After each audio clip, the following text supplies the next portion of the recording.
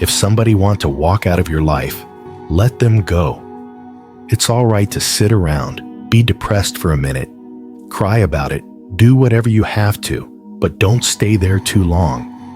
Get up and go on with your life, especially if you know you done everything you can do. You done sat around and been the best man or the best woman you could be, and they still want to go. Let them go. Whatever they running after, they'll see what they had in a minute, but by then, it's going to be too late. Because half these people you be sitting around crying about it, worry about 2-3 years from now. You ain't going to even remember the last name. Let folks go, son. Some people come in your life for a lifetime. Some come for a season. You got to know which is which. No matter how much it hurt, let them go. And it'll get easy. I promise you, every day it'll get easier and easier and easier. You just got to make it through. Don't worry about the people that God has removed from your life. He heard conversations you couldn't hear. He saw things you didn't see. You can either have success or revenge, but you can't have both. Have you ever been left? If you are not careful, you will undervalue who stayed trying to get back who left. Because sometimes there's nothing really sexy about being dependable, about being stable, about hanging in there, about being by your side. If you're not careful, you will neglect the people that stayed with you. The principle is profound and provocative that you need to focus on what you got left. The child that stayed, the friend who stuck. The real test of relationship isn't when it's easy, it's when it's hard.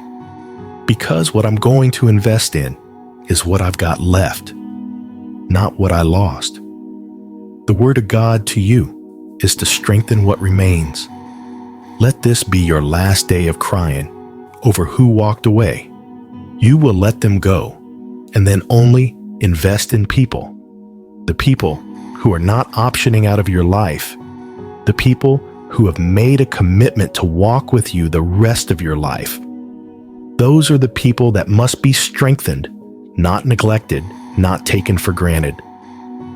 Most people ignore what they have, chasing after what they lost or what they want. What are you going to do with the years you have left?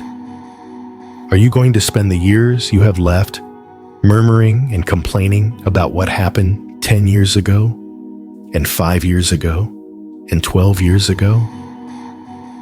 I don't care if you got 5 years left. What are you going to do with the years you have left? You need to take control back of your happiness. Quit putting it in someone else's hands. You're giving them your power. You control your happiness. You have to make up your mind. No matter what people do, no matter what they say, how they treat you, they're not going to steal your joy. Stay in peace. Time is short. Some of you have been hanging on to a hurt for way too long. You don't think you can ever move past it. Bitterness is a daily part of your life. Do you know what bitterness does? It makes you old and mean and angry and spiteful. There is little as ugly as a bitter person.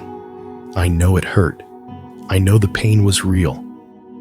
God is saying to you today, leave it alone. Trust me to handle it. I'm going to bring the right person. When you turn it over to God, it takes the pressure off. You don't have to figure it all out. You don't have to strive and strain. It's not up to you to make it all happen. You can live in peace knowing that God's got this. When that door closes, keep your fingers and your feelings out of the door. You'll be tempted to hold on. Why did this happen? It's not fair. Let it go. God is in control of your life. He's the one that opens doors and closes doors. He's the one that changes seasons. You are in spring. Now maybe you're going into winter. That means you're getting prepared to blossom in new ways. I've learned God never brings things to an end without having something better coming. Something more rewarding, more fulfilling, new relationships, Instead of seeing it as a bad break, try a new perspective. This was a necessary ending. God stopped it so I could see the greater things He has in store. A lot of times God will remove people out of your life because your season has changed.